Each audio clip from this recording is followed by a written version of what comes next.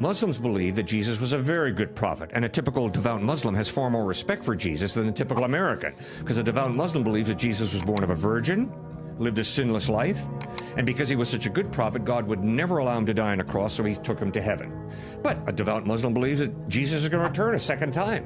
They believe in Jesus as a good prophet. Repeatedly in the Quran, Muhammad says Jesus is not God. But in the New Testament, the eyewitnesses who saw and heard Christ insisted the Gospels don't claim to be written by eyewitnesses. They are all anonymous. The titles in your Gospels, the Gospel according to Matthew and so forth, were added by later editors. They were not put there by the original authors. Before I began my serious scholarship on the New Testament, before I began to read it in Greek, and before I saw what serious scholars of the world had to say about it, I was absolutely convinced that the Gospels not only contained eyewitness tradition, but that they were written by two eyewitnesses, Matthew and John, and by two people who were close companions to people who were eyewitnesses, Mark and Luke.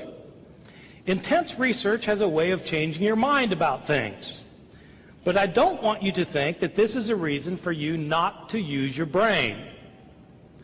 Even if you are the most hardcore, Bible-believing evangelical on the planet, you surely think that God gave you a brain. Use your brain. God gave you a brain to think with. Apply reason.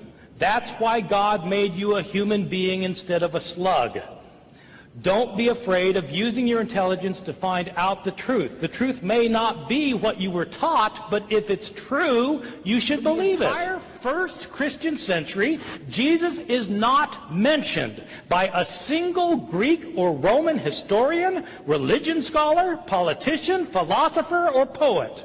His name never occurs in a single inscription, and it is never found in a single piece of private correspondence. Zero, zip references